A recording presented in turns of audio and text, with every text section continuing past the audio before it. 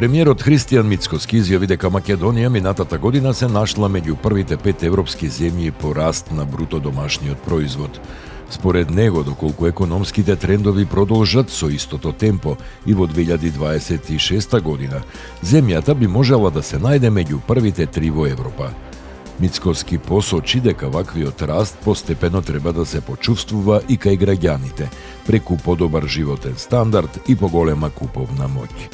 Како доказ за економската активност, тој наведе дека во првите 2 месеца од годинава се реализирани околу 25% од планираните капитални инвестиции од централниот буџет.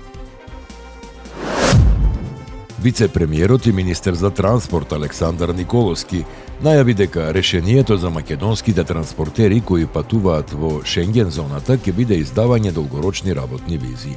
Тие треба да овозможат регулиран престој за возачите, без разлика дали се работи за камионски или автобуски превоз. Според него, Швајцарија веќе издава вакви визи, а Хрватска работи на законско решение. Николовски информираше дека секој четврток се одржуваат технички состаноци со експерти за изнаоѓање трајно решение, кое треба да биде договорено пред крајот на септември. Министерката за образование Весна Јаневска порача дека новиот закон за високо образование нема да биде повлечен и покрај барањата од група професори. Таа истакна дека работната група ќе има уште една средба, пошто законот ќе биде испратен во владина процедура. Јаневска смета дека дел од критиките доаѓаат од страв кај поединци дека нема да можат да ги исполнат новите услови за академски напредок. Според министерката, професорите имаат 2 опции: да работат посериозно и да ги исполнат критериумите, или подолго да останат во истото звање, додека не бидат подготвени. Таа додаде дека дел од забелешките на јавноста се прифатени, а целта на реформите е подобрување на квалитетот на образованието и поголема меѓународна видливост на македонските универзитети. Извозот на услуги од информатичко-комуникацијскиот сектор во Македонија во 2025 година достигна 676 милиони евра, што е раст од 7% во однос на претходната година. Податоците ги објави Народната банка на Македонија. Министерот за дигитална трансформација Стефан Андоновски рече дека информатичко-комуникацијската индустрија продолжува да поставува нови рекорди и да има важна улога во економијата. Во 2025 година увозот на ИКТ услуги изнесувал 197 милиони евра, што значи дека секторот остварил суфицит од околу 438 милиони евра. Најголемиот дел од извозот се однесува на компјутерски услуги со вредност од речиси 600 милиони евра. Со свеченост бе одбележани 45 години од формирањето на специјалната антитерористичка единица Тигар во рамките на Министерството за внатрешни работи на Македонија. Министерот за внатрешни работи Панче Тошковски истакна дека единицата е еден од клучните столбови на безбедносниот систем и најави продолжување на вложувањата во опрема и обука. Во текот на 2025 година припадниците на Тигар учествувале во 26 акции, обезбедувале десетици настани и реализирале 13 заеднички вежби со сродни полициски и армиски единици од земјата и странство, меѓу кои и специјалните сили на армијата на Соединетите Американски држави. По повод јубилеот беа доделени плакети и признанија, а делегации положија цвеќе во чест на загинатите припадници на единицата. Председателот на Србија Александар Вучиќ изјави дека земјата купила суперсонични балистички ракети од Кина со дострел од 400 километри. Тој за радиотелевизија Србија рече дека ракетите се интегрирани во борбените авиони МиГ-29 на српската армија. Вучиќ тврди дека Србија се подготвува за можни закани од, како што рече, соработка меѓу Приштина, Тирана и Загреб. Хрватскиот премиер Андреј Пленковиќ изјави дека Хрватска ќе разговара со сојузниците во НАТО за новото вооружување на Србија. Грција воведе национална програма за помош во храна вредна 400 милиони евра, наменета за поддршка на ранливите домаќинства.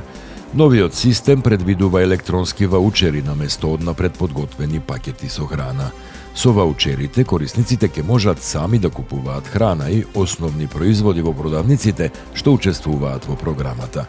Средствата не може да се користат за алкохол, тутун или коцка, ниту пак да се заменат за готовина.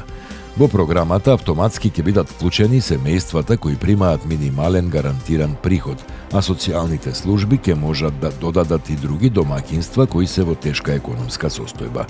Реформата е дел од поширока стратегија за намалување на сиромаштијата и подобрување на социјалната поддршка во Грција.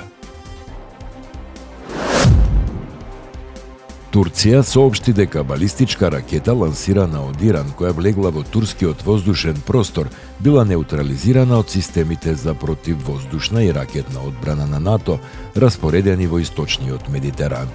Според Турското министерство за одбрана, преземени се сите неопходни мерки за заштита на територијата и воздушниот простор на земјата. Властите наведуваат дека во тек се консултации со надлежната земја за целосно разјаснување на околностите околу инцидентот, додека ситуацијата во регионот внимателно се следи. Талибанската влада во Авганистан ја обвини армијата на Пакистан дека извршила ноќни воздушни напади врз куќи во Кабул и во покрајната Кандахар, при што загинале најмалку 4 цивили. Портпаролот на талибанската влада, Забиула Муџахид, соопшти дека пакистански авиони погодиле и складишта за гориво на приватната авиокомпанија Камер во близина на аеродромот во Кандахар. Според него, складиштата снабдувале гориво за цивилни авиокомпании и авиони на Обединетите нации. Пакистанската влада и армијата засега не ја коментира ова информација. Кина ќе испрати $200,000 итна хуманитарна помош за Иран преку Кинеско друштво на Црвениот крст. Средствата ќе бидат насочени кон Иранското друштво на Црвената полумесечина и се наменети за семејствата на учениците кои загинаа во војната. Портпаролот на Кинеското министерство за надворешни работи, Гуо Џиакун, изјави дека Пекинг ги осудува сите неселективни напади врз цивили. Председателот на Соединетите Американски држави Доналд Трамп на виртуелен состанок со лидерите на групата G7 изјавил дека Иран наскоро ќе се предаде. Според информациите објавени од Axios, Трамп рекол дека со операцијата Епски гнев се ослободил од ракот што се заканувал на сите. Тој додал дека во Иран нема јасен лидер кој би можел официјално да го објави предавањето. Од Белата куќа засега нема официјален коментар на оваа изјава. Русија заработила околу 6 милиарди евра дополнителни приходи од извоз на фосилни горива за 2 недели од судирот меѓу Соединетите Американски држави и Иран, покажува анализата на Центар за истражување на енергијата и чистиот воздух. Според оваа анализа, дневните дополнителни приходи од околу 510 милиони евра би можеле да овозможат набавка на илјадници дронови Шахед. Германската организација Ургевалд предупредува дека евентуалното ублажување на санкциите би и донело на Москва значителни финансиски средства додека продолжува војната со Украина.